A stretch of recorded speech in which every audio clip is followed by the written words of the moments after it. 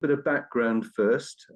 Sanderson, Phillips and Tranquillico have been offering risk crisis management services, auditing, self-auditing, sustainability analysis for, well, since 1997. So we've got a lot of experience that we enjoy sharing. I've been in travel for 40 odd years. I started as a tour leader back in the 80s in Peru, in Turkey, in Mexico, and went on to become a director and managing director at Explore. I am fascinated by risk management, and this afternoon is not going to be about operational risk per se, it's more about business risk, but the same principles often apply. But I would say I'm not going to be talking much about incidents, more what could potentially happen to your business, and a couple of strategies on better dealing with what is always a very uncertain future. Next 45 minutes, we have time right at the end, but a quick thought on what is risk. Business is entering a cave system, and do you know what your blind spots are? When you're looking at reducing risk or sorting stuff when it goes wrong, what's the balance and the power of naming, physically naming your risks? And just like the bankers perhaps, how you can benefit from stress testing your business and what you could implement this month when it comes to stress testing. I don't want to dwell on negative events, although obviously they're important. It's also important to consider lost opportunities or opportunities gained. I'm not going to talk about climate change or AI in any detail. AI, no, it's the worst it will ever be. It's bound to become more and more pervasive and hopefully useful. Climate change, on the other hand, is the best it's ever going to be, and things will gradually change. And gradual incremental change is key to the message that I hopefully will get over to you today. It's holistic when it comes to the business. It's not health and safety. And often you think good, bad, yes, no, stop, start. And I would encourage a broader thought process, thinking in a non-binary way of outcomes and a whole range. So, a quick definition of risk. And there's multiple definitions, but one that I find quite useful. Something, sounds a bit easier to understand than a risk event, but risk is something that could damage a strategic objective. So where I'd start with is, what are a company's strategic objectives? And naturally, they tend to be in the future rather than the present. Tactics are often in the present. Strategy more or less deals with the future. Sometimes we can be distracted and think too much about what's right in front of our noses compared to what's happening in the future. If you're a value-led business, it's also something that could impact on your values in a negative way or a positive way. Business is all about risk. You have to take some degree of risks. And the analogy I like to use is going into a cave. If you're going into a cave, to hope that you will come out the other side, that is not a plan. Just having hope is actually quite hopeless. And if you've been into a cave system a number of times, the fact that you've emerged safely and having enjoyed yourself doesn't necessarily predict the future. I'll talk about the 3 phases of companies when it comes to maturity shortly. When things have gone wrong, you have to learn from those events. And often businesses don't always. They move on to the next thing. The other area I would really encourage a business is to concentrate on near misses, where things have almost gone wrong, and to learn from those as well. In the same way, when you enter a cave, when you're starting a business, there are far more risks than you can actually see. And to make sure you have a bit of time to point that torch into some of the darker recesses of business and in the future, when things become progressively more difficult to predict. Risk isn't about negative events, it's about positive events. It's a balance, it's a mixture of the two.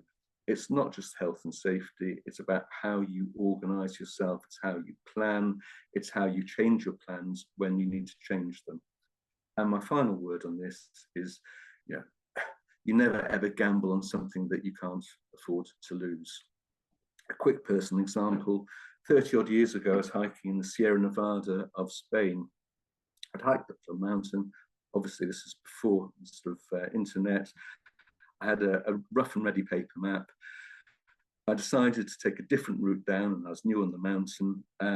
It was about 2 hours to sunset, and I came to a cliff that I couldn't actually get down. Now, fortunately, I had just enough time to scramble back up to where I'd come from at the summit and then walk down the other side. So that's a classic example of not having a backup plan if things go wrong. The mysterious future. How do you prepare? And I'll talk about new companies, a young company, and a more mature company. If you're just starting in business, you base your decisions on imperfect knowledge. The analogy I give here is a young driver, 1 year's experience. You think you can do it, but perhaps you're not aware of all the risks and consequences. And this is where I'd urge people to learn from others, join trade associations, listen to people that have seen things gone wrong, seen things gone right, and learning from them. If you go to a 5-year-old company, it's quite different. You've got quite a bit of experience behind you, 5 years, but the past doesn't necessarily predict the future. In fact, it rarely does. Let's say there's a 1 in 20-year crash. Well, if you're a 5-year-old company, you've got a 25% of experience in that crash. So just because you've been operating a number of years doesn't mean you can see the full, bigger picture. Going to the more experienced companies, great, you've experienced more of life and business. But there are 2 issues for older companies. That is when there's gradual change. Hopefully people are familiar with the boiling frog theory, which actually has been discredited, but nevertheless, it's a good story. And that is a frog's in a pan of water, which is slowly heated. The frog doesn't notice it getting hotter until it's too late. It's the same with gradual encroaching risks on your business. And secondly, complacency. You might have been doing things really well once, but life changes, business changes, the market changes. Don't worry that you can't read what the detail is here. It's just a starting point. Larger companies, often they do a strength, weakness, opportunities, and threat analysis on their operations. And this is a very crude example where on the horizontal axis at the bottom, you've got the likelihood of risk, low risk once every 10 years, high risk every 20 years, sorry, other way around. Low risk is once every 20 years, high risk is once every 1 or 2 years. On the left-hand side, you've got the impact on your company. Low impact, i.e. doesn't cost you much, high impact, extremely costly, or might actually stop your business. And this is a very crude way of knowing what areas you should concentrate on as a business, what to look at. Now, these are often done on an annual basis. What's the problem with the last slide, though? It is just focused on 1 year. And when you're looking at multi-year change, biodiversity in the environment, my hairline for that matter, if you looked at it 20 years ago and compared it to now, it's very, very different. Things move incrementally. You may not notice them unless you focus on them on a yearly basis, sorry, on a multi-year basis. If you just look at things on an annual basis, you will miss the trajectory of what is happening to your business. It was quite an old diagram, the one that you saw before. It didn't mention the pandemic.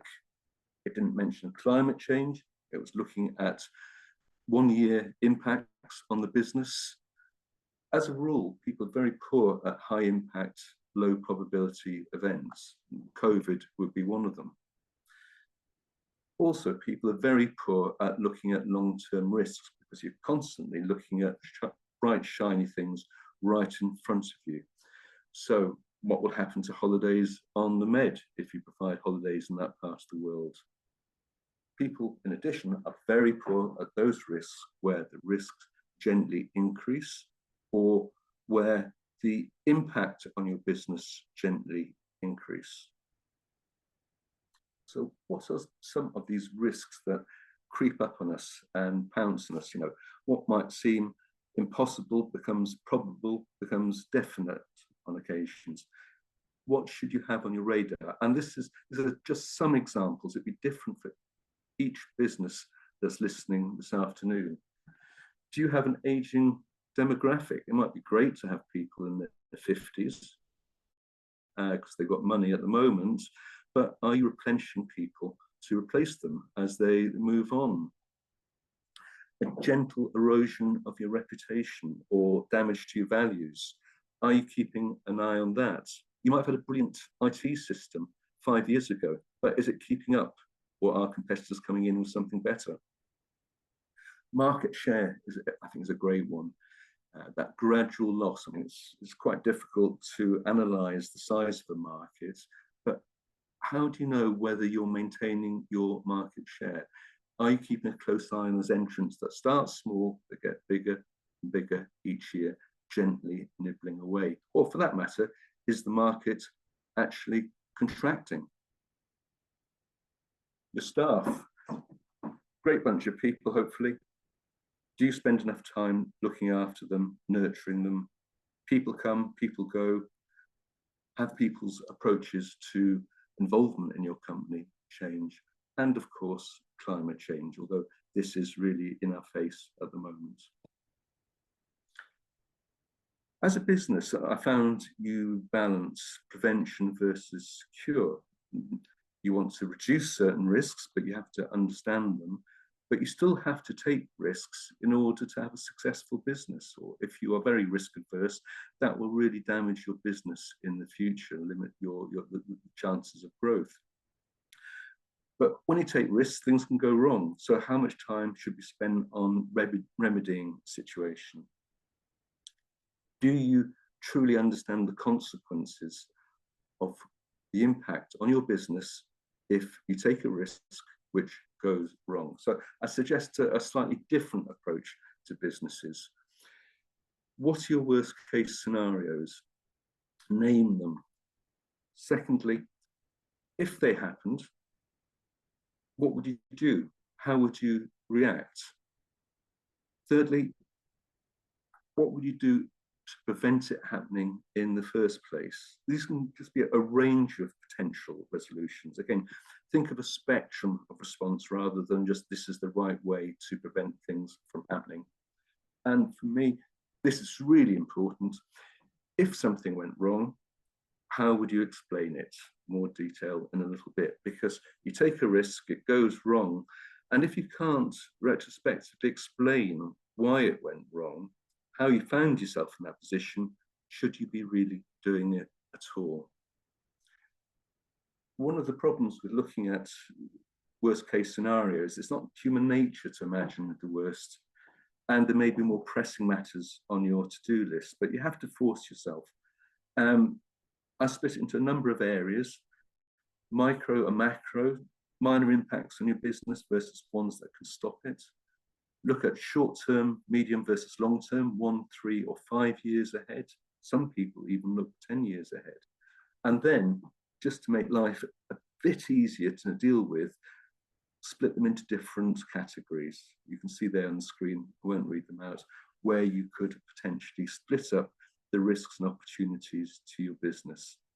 I would urge you, though, to really spend time on those things which will damage your reputation and interlinking with the quality of whatever product that you deliver.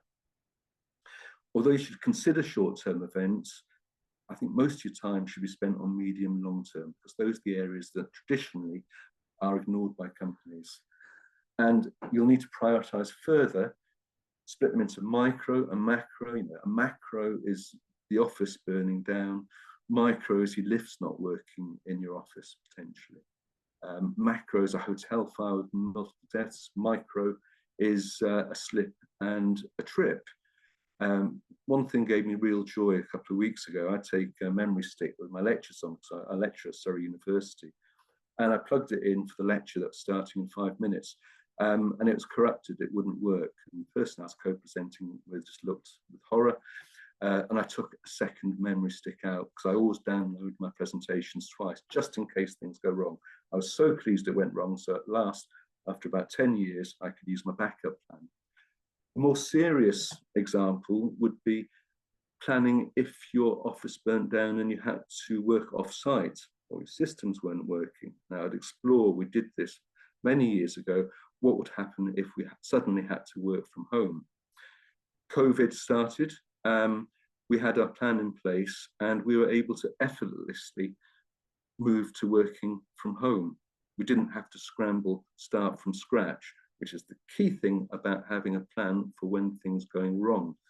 And often when you have a plan to deal with one issue, loss of a building for a fire, we hadn't thought of COVID, often it be used elsewhere in your business.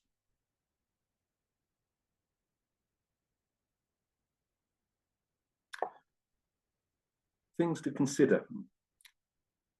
People focus on costs, yes, for a negative event, but also think about the financial cost, but also the time, the distraction, the lost opportunities, time that could be spent better doing other things. Think about what happened with the 9/11 and the 2 planes being crashed into the Twin Towers. If somebody before that terrorist attack had suggested to all the airlines that the door between the passenger area and the cockpit should be lockable from the inside, costing billions of pounds in retrofit, they'd have probably been laughed off the board. But after that attack, it became glaringly obvious that that was what needed to be done and should have been done beforehand. So please think about the outcomes, think about consequences, and make plans rather than be surprised by something which, on reflection, seems pretty bloody obvious.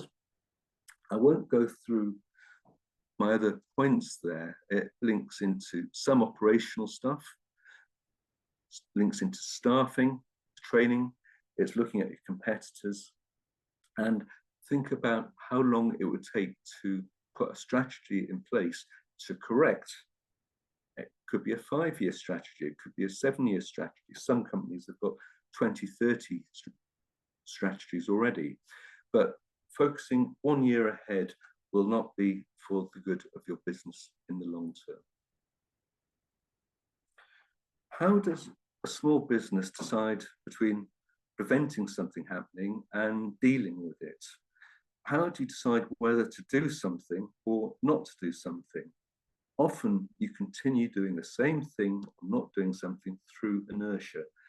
And I think you need to make decisions on whether to do something or you're not doing something. It's a decision. It's not just fate that's carrying you along into the future.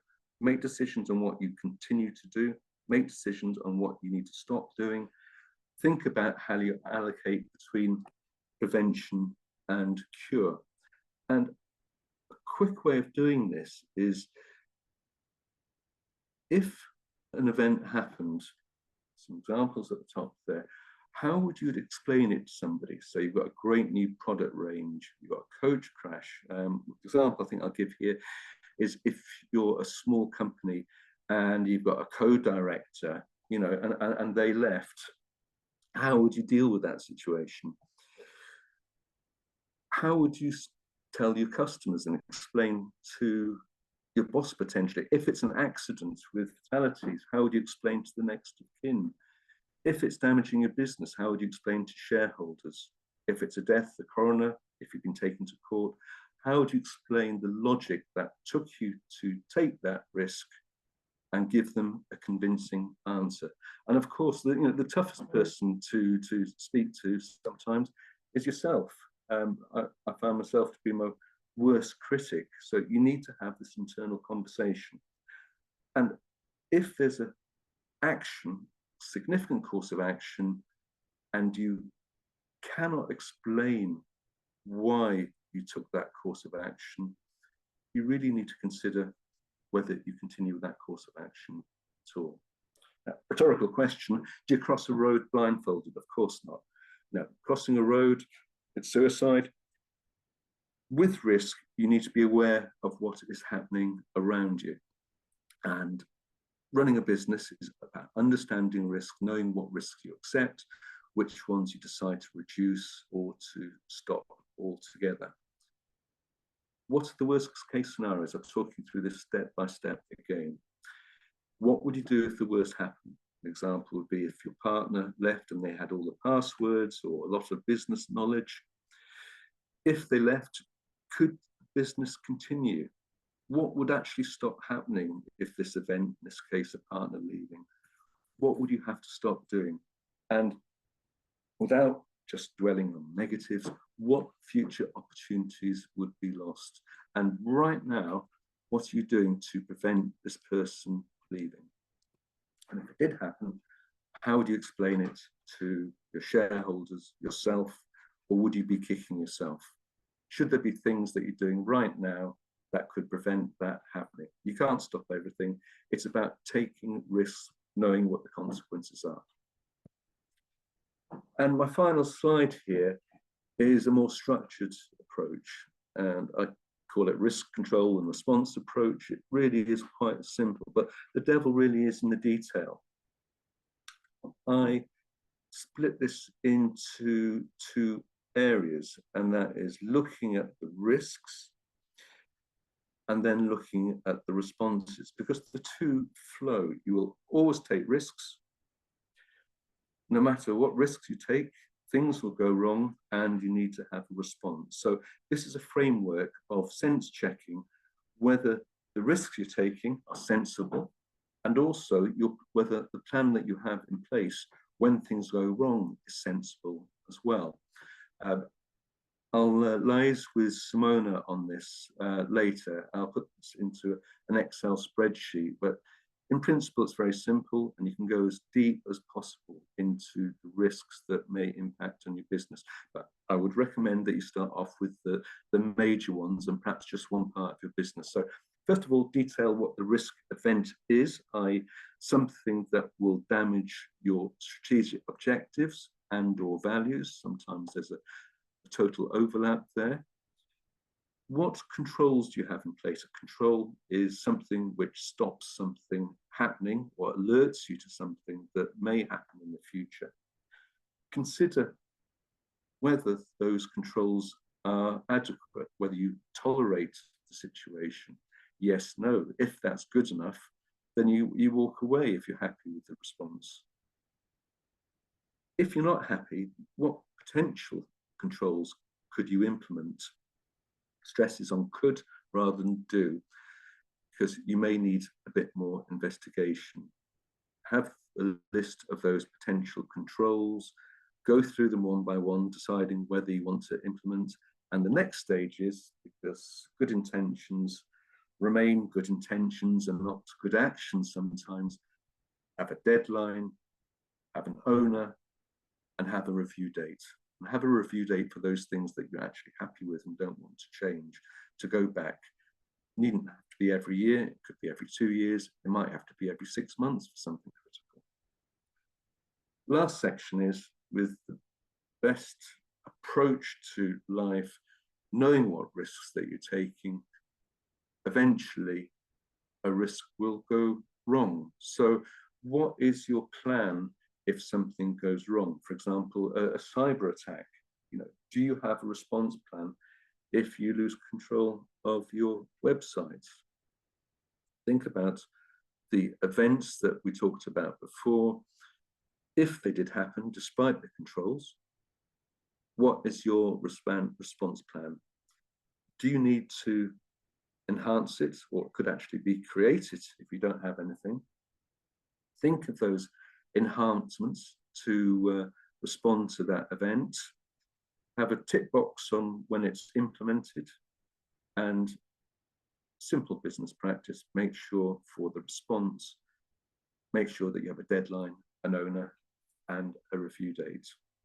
So the framework is simple. but you need to spend time thinking about potential risks.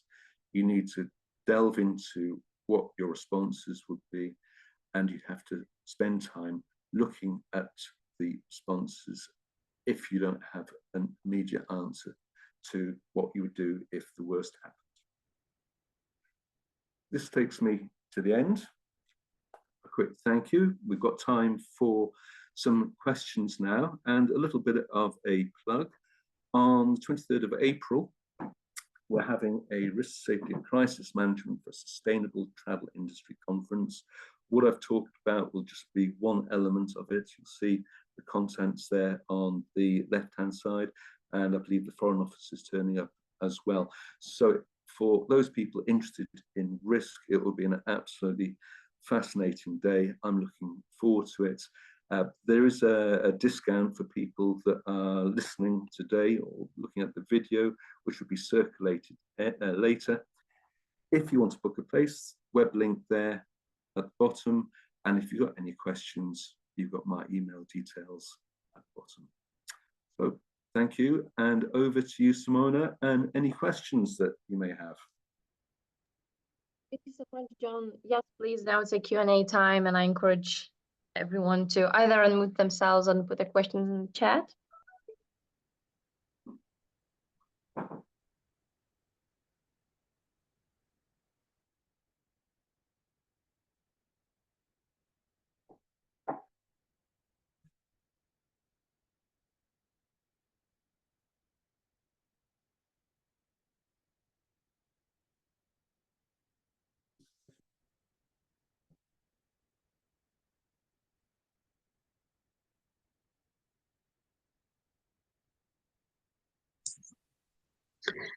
Simona, I've got a question. Yes, Chantal, please. Yes, I think John, you were saying about having a more like a 5-year plan, long term.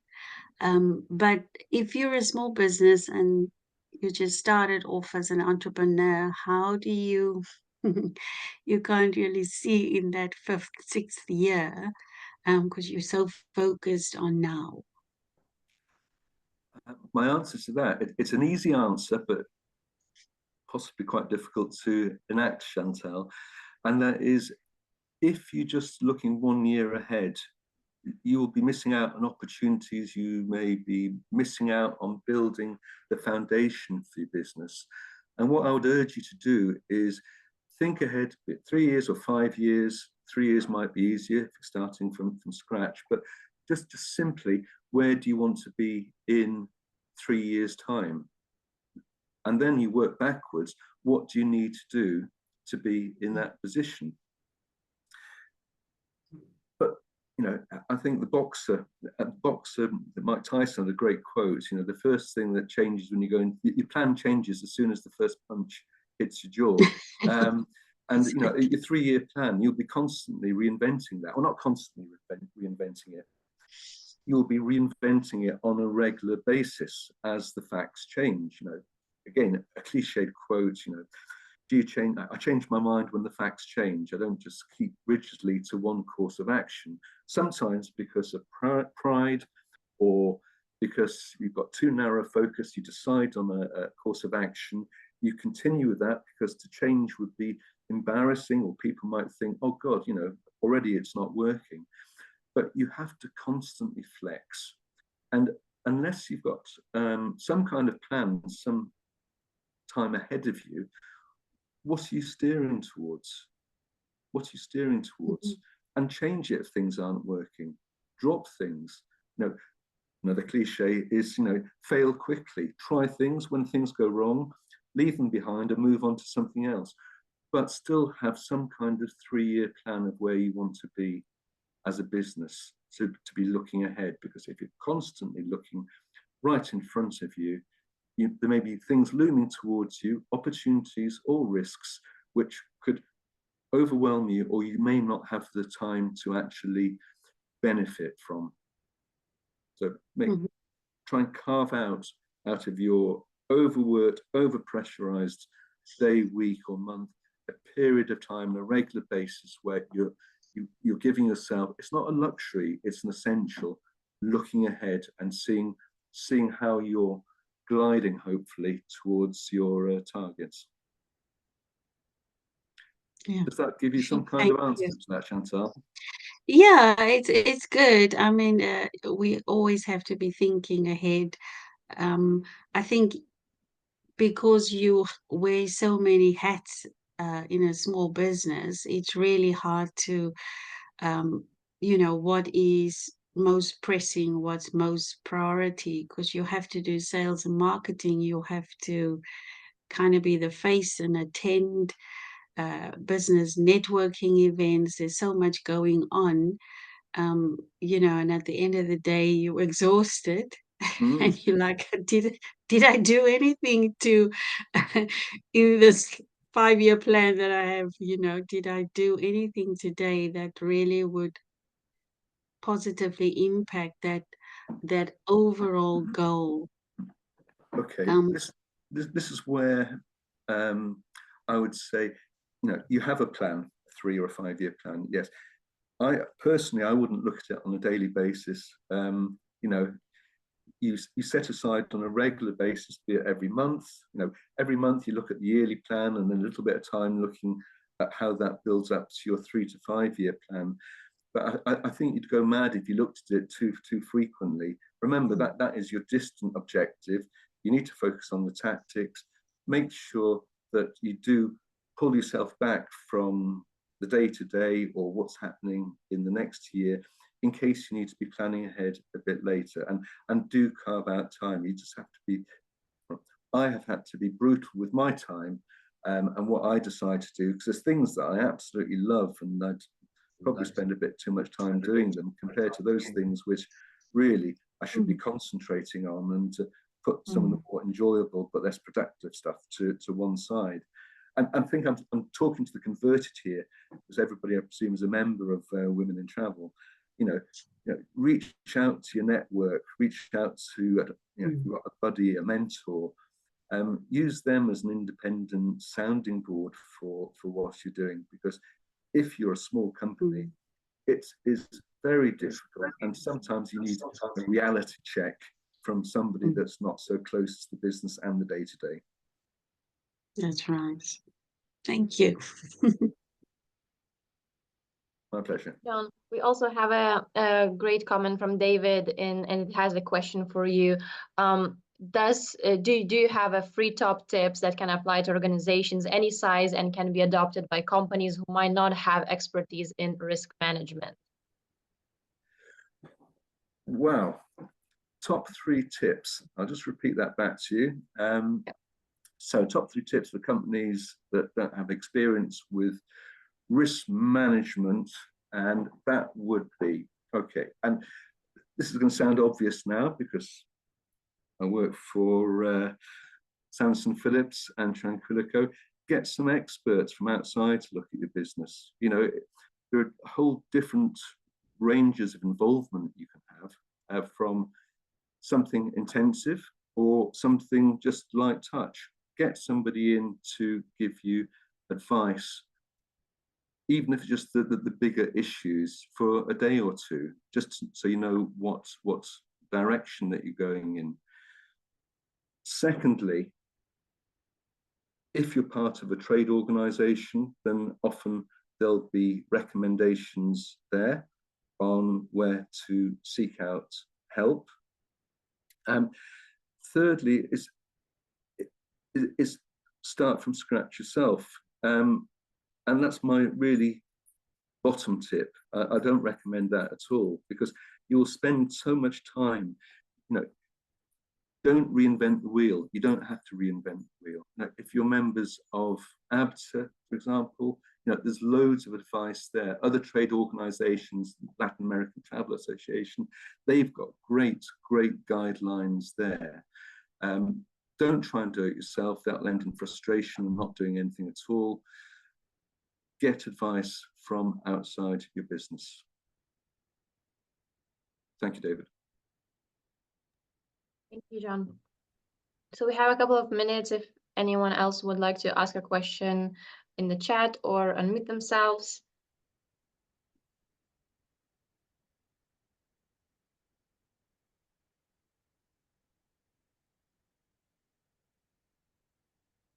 that's everything. Then I would say we can wrap this up. So thank you so much, John. Oh, we have one. Yeah, one in the chat is, how do you, let me open, from Leon, how do you find AI is playing a part in the risk management already? It's fascinating. I'm not a geek in any way. I use technology. I don't understand quite how it works, but I use it as a very valuable tool. One of the issues with AI is that it will give you a very, very plausible response to questions, which, you know, there'll be elements in there which are great, but there's elements in there which are not so great. And if you're looking at it from the point of view as somebody that understands risk management, it's easy to see which bits are of value and which bits actually are quite dangerous. And what it tends not to do, it doesn't put risk into context, because each business is very different from another. Each sector is very different. And I find a combination of guidelines with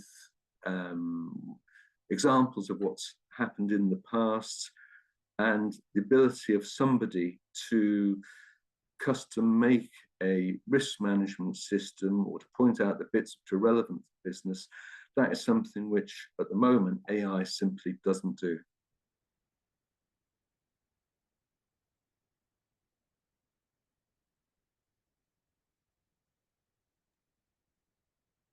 Thank you.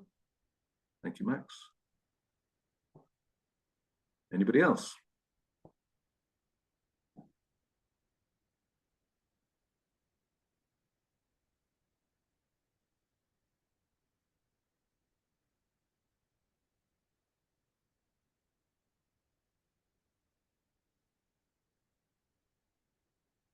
It's a risk I can't keep on smiling like this.